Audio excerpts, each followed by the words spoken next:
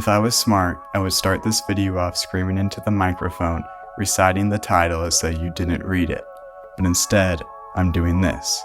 An intro which I'm sure that 1 out of 10 of you have already clicked off of.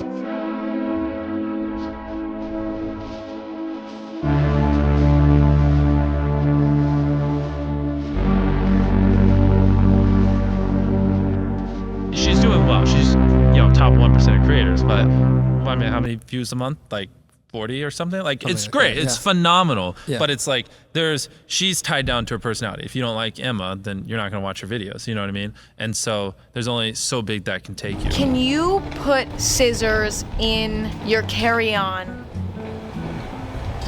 Here's what I found. We've entered a world where 40 million views a month isn't enough for people. And to get past that glass ceiling that make YouTube channels that are devoid of them and their personality, they are now a host to a channel that could be replaced by anyone. All of these people who have found so much fame in copying Mr. Beast probably don't do it because they want to be the #1 YouTuber and break 40 million views a month, despite what I said in my earlier statement. If they did, I don't think that they would spend every video they upload being a worse version of Mr. Beast. No, I think that the type of people to upload stuff like protect the nipple don't want to be the best. They just want to find something that will make them good enough. Which, by the way, there's no problem with that. The problem comes when the YouTube algorithm rewards them for being direct copies of already known successes. And before you say, well, aren't you copying people right now? I don't think so, but maybe I am. Everything that has been said in this video will have been said somewhere else before, but still, I've done enough work to set me apart, right? Right? Another example, the way I think about this is if you were driving down the highway and there's Facebook and Google trying to figure out like what should I give you based on what tends to keep your attention.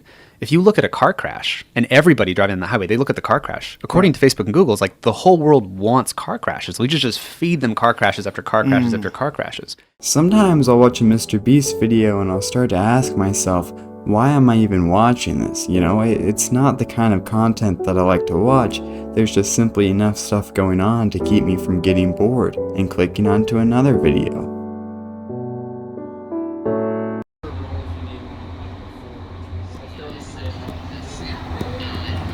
This is How I See the World by Bennett Coast.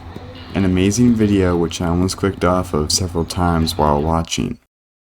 It wasn't because the video was bad, no, I told you.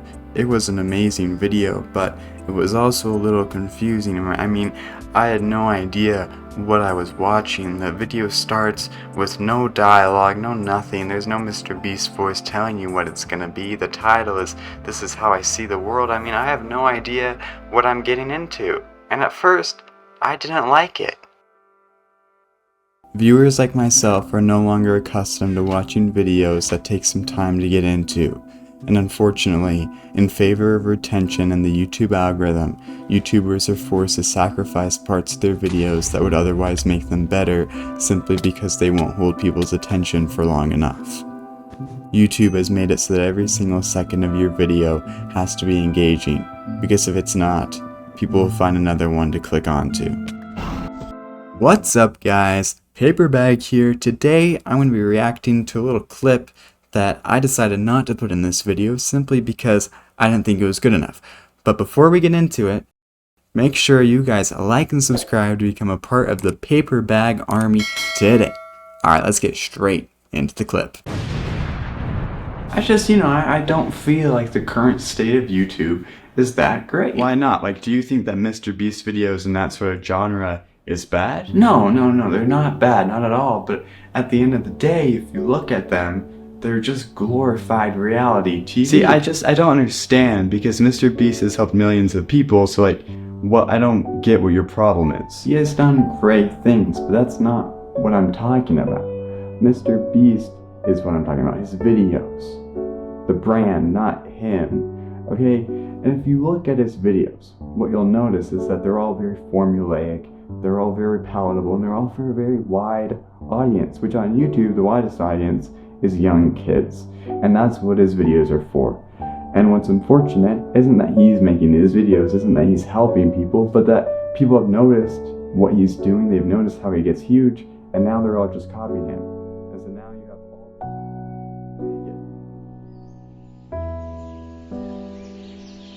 Hey, are you there? I feel like I lost you for a second. I got a little confused. I'm not quite sure what I'm watching. I understand. I'm not quite sure what I'm making. Well, are you having fun? You're 20 now, or 25, or 16. It doesn't really matter, but you're sitting in your room and you're watching a YouTube video about YouTube, or Minecraft, or the latest Jubilee video, or something else. But you think to yourself, hey, I should start a YouTube channel. You've had this thought before, several times actually, but you never acted on it. It always seemed like a lot of work, or like it wasn't the right time, or that you didn't have enough knowledge and experience, or one of the million other reasons that stopped you from starting. But this time, you throw caution to the wind. You put all of your worries behind you and you decide to start a channel. You pick a niche and you make your channel. You've downloaded OBS and an editing software, and you set up your microphone. You watch videos on how to use all of it. You learn what bitrate is and what a J-cut and L-cut are, and you're set to go. It's not very much knowledge, but you don't know how little you know yet. You press record and you start making something. For whatever reason, you decide to talk about that time when you stepped in wet cement. But it doesn't matter because you did what you set out to do. You made a video and you don't realize it yet, but it sucks. Or you do realize it, but you still aren't aware of how bad it really is. And that's okay. You're new to this. No one expected you to be amazing. You keep making videos, and you've gotten better, but you aren't getting the views that you hoped for. Each video averages around 200 views, and your best only has 3,000, and you want more. You look at all the big YouTubers who managed to make this their job in only a few months, and you try to copy how they did it. You make your thumbnails brighter and your intros flashier. You add more cuts when editing because a clip can't be longer than 6 seconds, or else people might click off. And you make thousands of these so-called improvements. And while it took you longer than you hoped, you made it. Most don't, but you did. But you're not happy. You try to convince yourself that you are, but you're not. At least not like you thought you would be. This isn't the dream that you once had. You did everything right, but it's still not what you expected. What you once did out of passion, you now do as a chore that you know will give you some money. But didn't you know? This was always going to happen. Making videos, or really any form of art, to chase views and money and fame goes against what it means to truly be creative and express yourself. And that's why you started. You didn't start to serve the algorithm and make YouTube happy. Don't lie to yourself. Thanks for watching this video.